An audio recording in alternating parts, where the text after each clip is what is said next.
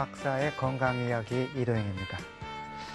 요사이는 자기 몸 건강에 관심 가지신 분들이 참 많거든요. 그래서 아침에 일어나시면은 그 스트레칭 엑서사이즈나 걷기 운동 하는 분들 꽤 있습니다. 여기 계신 분들도 그런 운동 많이 하시죠.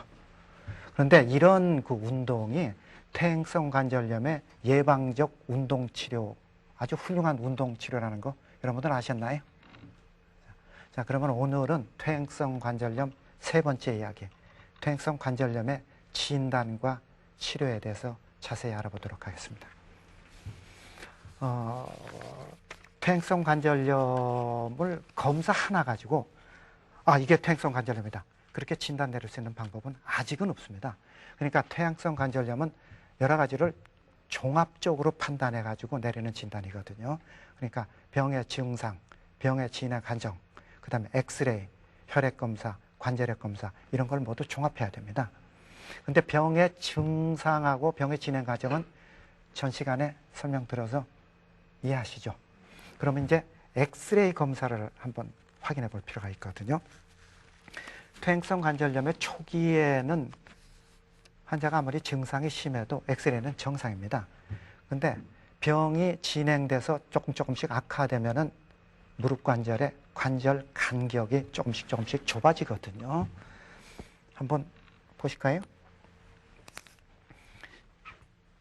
왼쪽이 정상 사람 무릎 관절이고 반대쪽이 퇴행성 관절염 무릎 관절인데 보시면 금방 알겠죠? 관절 간격이 이렇게 좁아집니다. 그 이유는 여러분들 아시겠어요? 그 엑스레이는 뼈의 구조물은 보이는데 그 관절 연골이나 도관이 있죠. 반월상 연골은 엑스레이 보이지 않아요. 그러니까 여러분들이 이렇게 빈 공간으로 보이는 이런 공간은 이 속에 관절 연골하고 반월상 연골이 채워져 있다는 뜻이거든요. 근데 퇴행성 관절염이라는 병은 관절 연골하고 반월상 연골이 닳아 없어지는 질환이라 그랬잖아요. 그러니까 그 닳아 없어진 간격만큼 이렇게 좁아질 수밖에 없습니다. 그래서 이게 병이 조금 더 진행되면은 그 다음 사진 볼까요? 이런 식으로 관절 가장자리 뼈마디가 이렇게 자라납니다. 여러분들 뼈마디가 자라난다고 하면 이해를 못 하실지 모르는데 규칙적으로 반복적인 자극을 주면 이렇게 뼈마디가 자라나고 그 다음에 나중에는 관절 연골이 다 녹아서 없어져 버리니까는 뼈가 이렇게 맞닿아 버리게 되거든요. 이게 퇴행성 관절염이 아주 심한 경우입니다. 그럼 어떻게 되세요? 다리가 이렇게 O자형으로 휘거든요. 다리가. 여러분들 나이 드셔서 아주 퇴행성 관절염이 심한 분은 다리가 이렇게 되죠. 이렇게 되는 이유가 바로 이것입니다. 근데 이렇게 되는 이유는 왜냐하면은 무릎 관절의 퇴행성 관절염은 주로 바깥쪽에서 많이 걸리고, 죄송합니다. 바깥쪽에서는 거의 퇴행성 관절염이 잘 오지 않고 주로 안쪽에서 퇴행성 관절염이 많이 진행되거든요. 그러니까 바깥쪽은 일정한 간격을 유지하고 있는데 안쪽 관절 간격이 좁아졌다. O자형 다리로 휘어질 수밖에 없거든요. 그래서 퇴행성 관절염이 저런 변연된 다리가 형성되는 겁니다. 그리고 이외에 다른 검사로 혈액 검사하고 관절액 검사가 있어요. 근데 이거는 정상적인데 시행하는 게 아니라 퇴행성 관절염이 혹시 다른 병 아닌가 이렇게 의심될 때 시행하는 검사거든요. 여러분 그 퇴행성 관절염 고생하시는 분이 혈관 주사라는 관절 주사 맞는 거 아시죠? 솔직히 혈관 주사 워낙 유명해가지고 관절염 환자 혈관 주사 모르는 사람이 없거든요. 그런데 이 혈관 주사, 관절 주사를 맞기 전에 간혹 가다가 혈액 검사하는 경우가 있어요. 근데 혈액 검사하는 이유가 이 혈액 검사는 관절의 염증 반응을 보는 검사인데 이 퇴행성 관절염에서는 특별한 경우 제하고서는 염증 반응은 항상 정상입니다. 그러니까 혈액 검사에서 염증 반응이 이상이 나왔다. 그러면 이분이 관절이 아픈 거는 퇴행성 관절염이 아니라 다른 이상이 있어서 온 통증일 수가 있다는 뜻이 되거든요. 그러니까 이때는 혈관주사라든가 이런 거 관절 주사 놓으시면 안 돼요. 관절 쓰면 안 되거든요.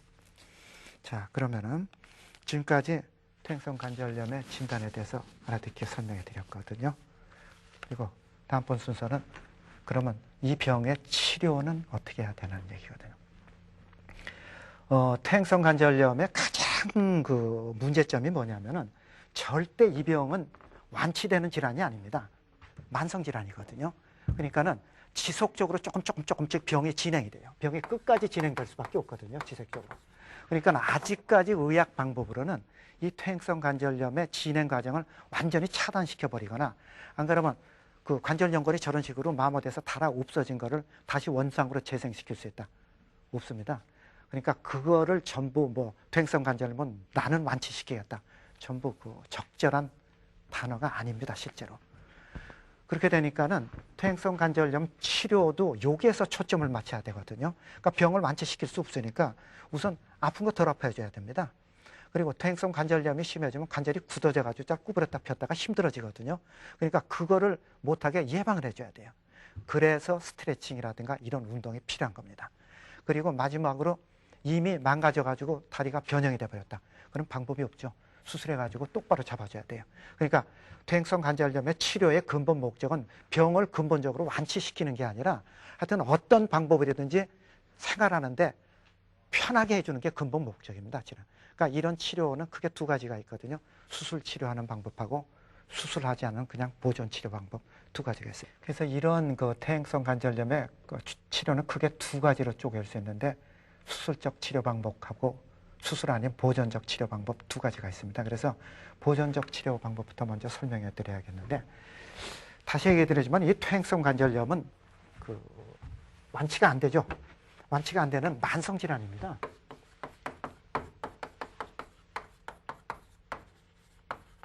그렇기 때문에 환자가 이 점을 충분히 이해해야 됩니다. 그러니까 퇴행성 관절염의 치료의 가장 중요한 초점은 뭐냐면 환자분에게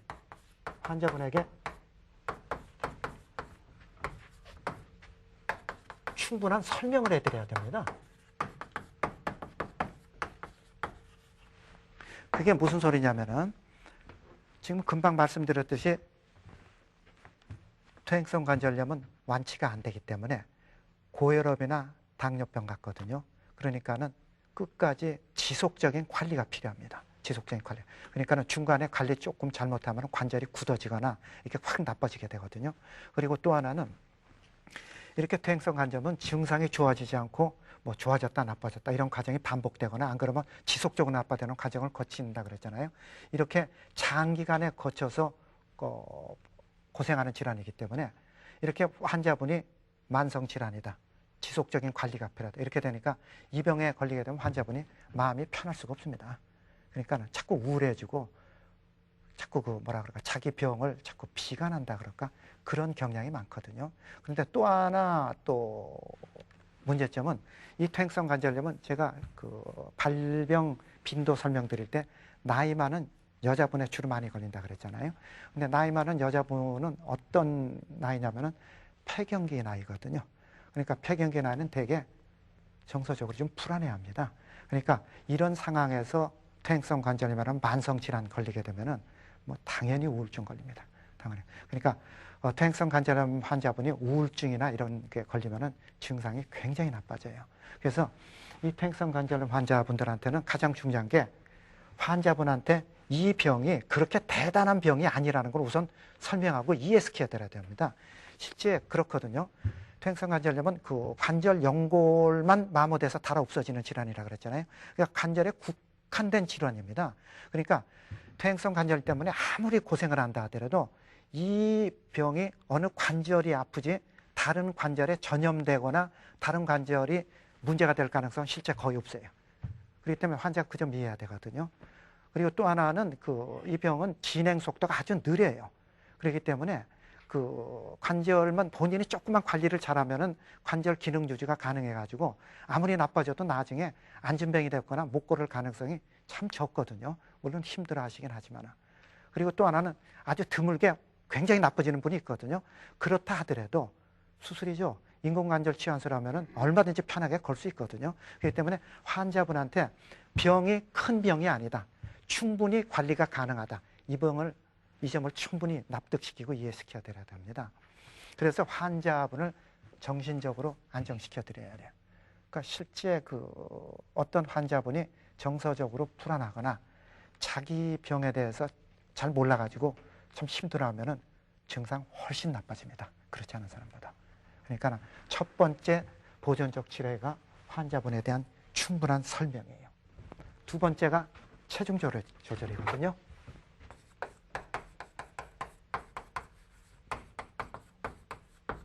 이 체중 조절은 더 이상 설명 필요 없습니다. 몇 번에도 강조하지만은 그 비만한 사람이 정상 체중 가진 사람보다 퇴행성 관절염 발생률이 2배 높다 그랬죠. 그러니까 뭐 이유가 필요 없이 체중 줄여야 되고, 세 번째는 안정과 운동 치료거든요. 이 운동 치료는 상당히 중요한 겁니다. 상당히 중요한.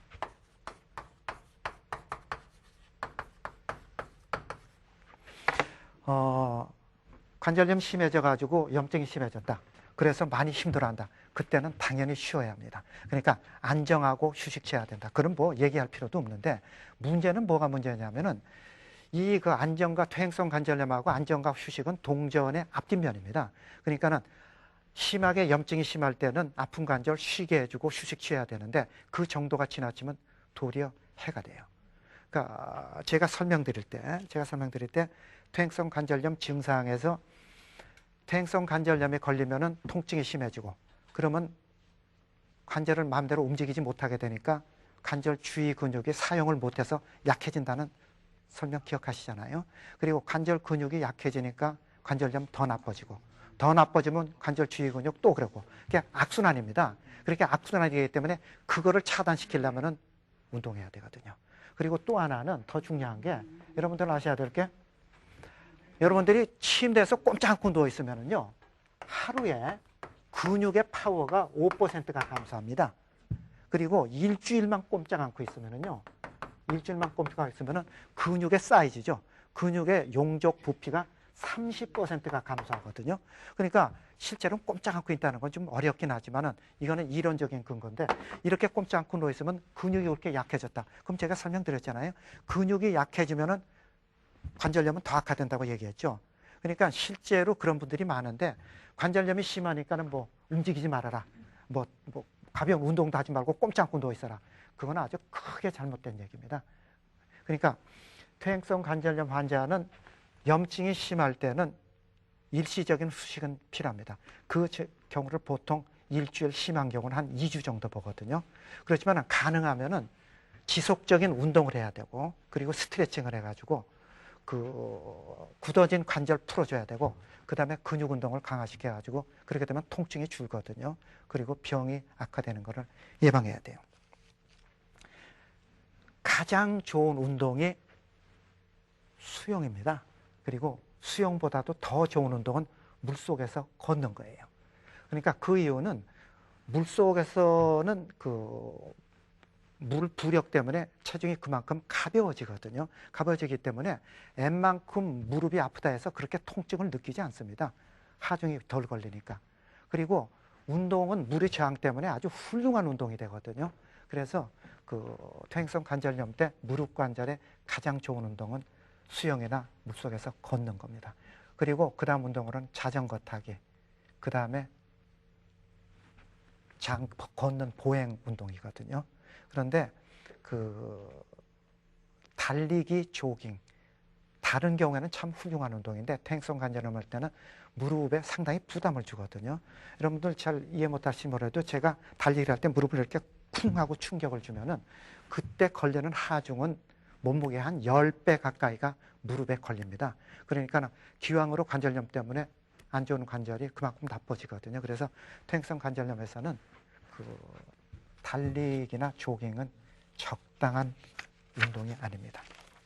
그리고 또 하나, 퇴행성 관절염에 걸리면은 관절이 자꾸 굳어진다 그랬잖아요. 그러니까 이런 굳어진 관절을 풀어주고, 또 관절이 굳어지는 것을 예방하기 위해서 스트레칭 운동은 반드시 필수 조건입니다. 자, 그러면 그 퇴행성 관절염에서 스트레칭 운동하고, 그 다음에 근력 강화 운동이 어떤 건지 한번 시범 보면서 한번 설명드려 볼까요? 관절이 굳어지거나 뻣뻣해지는 것을 방지하기 위해서요, 관절 주위 근육에 유연성과 근력을 주어서 우리가 운동을 해줘서 강하게 만들어 줘야 되거든요. 그래서 다 앞쪽 허벅지 근육 운동부터 실시해 보겠습니다.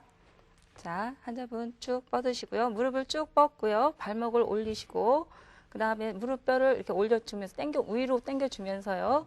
그러면은 앞쪽 허벅지 근육의 양쪽 보조개처럼 쫙 힘이 들어갑니다. 자, 이 상태를 5셀 동안 유지하시고요. 하나, 둘, 셋, 넷, 다섯. 그다음에 하나, 둘 이렇게 쉬는 겁니다. 다시 한번 반복해 볼게요. 하나, 둘, 이때 셋, 넓적다리 넷, 근육에 다섯. 아주 팽팽하게 하나, 힘이 둘, 가해져야 됩니다. 힘 빼시고요. 그렇지 않으면 별로 운동 효과가 하나, 없거든요. 둘, 셋, 넷, 다섯. 하나, 둘 이렇게 해서 매 시간마다 50번씩 반복해 줍니다. 네. 그리고 그 다음 운동 실시해 보겠습니다. 자, 한쪽 무릎을 세우시고요. 강화하고자 하는 다리는 이 상대편 무릎 반대편 다리보다 무릎보다 약간 덜 올리셔야 되거든요. 이 상태는 앞쪽 허벅지 근육과 뒤쪽 허벅지 근육을 동시에 강화하는 훈련입니다. 자, 환자분 다리를 쭉 뻗으시고요. 자, 마찬가지로 5세입니다. 하나, 둘, 셋, 넷, 다섯. 자, 천천히 내리시고요. 하나, 둘, 힘 빼시고요. 자, 반복합니다. 하나, 둘, 셋, 넷, 다섯. 하나, 둘, 힘 빼시고요. 자, 이렇게 10번 반복하시고 한 번 1분 정도 쉽니다. 이거를 한 세트라고 해서 이거를 10번 반복합니다. 자, 다시 하나, 둘, 셋, 넷, 다섯. 다시 네. 이번에는 엉덩이 근육 강화, 엉덩이 근육과 이 뒤에 허벅지 근육 강화 운동을 실시하겠습니다. 다리를 쭉 뻗으시고요. 이렇게 올리고, 네. 자, 마찬가지로 하나, 둘, 셋, 넷, 다섯. 자, 하나, 둘 쉬시고요. 자, 하나, 다시요. 하나, 둘, 셋, 넷, 다섯. 하나, 둘 쉬시고요. 자, 이번에는 뒤쪽 허벅지 근육 강화 이완 운동입니다. 자, 환자분은 한쪽 다리를 내리시고요. 반대쪽 스트레칭 하고자 하는 운동을 다리를 쭉 펴시고요. 발목을 세우시고, 자, 무릎을 쭉 편 상태에서 상체를 앞으로 구부립니다. 자, 이때 주의하실 점은 허리를 구부리시는 게 아니고요. 허리를 쭉 펴신 상태로 유지하는 겁니다. 네, 이 상태로 10세입니다. 하나, 둘, 셋, 넷, 다섯, 여섯, 일곱, 여덟, 아홉, 열. 자, 다음 이완 운동 들어가겠습니다. 다음은 앞쪽 허벅지 근육 스트레칭 운동입니다. 자, 환자분 이렇게 구부리실 때 엉덩이가 들리기 때문에 싫어하시는 분이 자, 눌러주고요. 이때 통증이 약간 안 일어나는 정도로 약간 당기는 정도로 누르시면 되겠죠. 자, 이렇게 유지하고 이렇게 충격을 주지 마시고 부드럽게 지그시 눌러줍니다. 누르고 자, 하나, 둘, 셋, 넷, 다섯, 여섯, 일곱, 여덟, 아홉, 열. 자, 천천히 피시고요. 환자분이 혼자 실시할 경우에는 자, 이렇게 당겨 주시고요. 복근에 약간 살짝 힘 주시고 이 상태 유지합니다. 하나, 둘, 셋, 넷, 다섯, 여섯, 일곱, 여덟, 아홉, 열. 자, 지금까지 시범 보인 내용이 그 무릎 관절, 퇴행성 관절염 가지신 분의 스트레칭 엑서사이즈하고 그 다음에 근력 강화 운동입니다. 여러분 어때? 한번 기억하시고 하실 수 있겠습니까? 자, 지금까지 퇴행성 관절염 보존적 치료 중에서 환자한테 충분히 퇴행성 관절염에 대한 설명을 해드려야 하고 그 다음에 체중 조절이 참 중요하다는 설명 드렸고 그 다음에 운동 치료가 무척 중요한 항목이다. 그래서 설명드렸습니다. 건강한 육체에 건강한 정신이 깃든다고 합니다. 여러분들도 매일매일 규칙적인 운동을 하셔가지고 건강한 육체를 만들도록 노력하십시오. 다음 주 이 시간까지 안녕히 계십시오.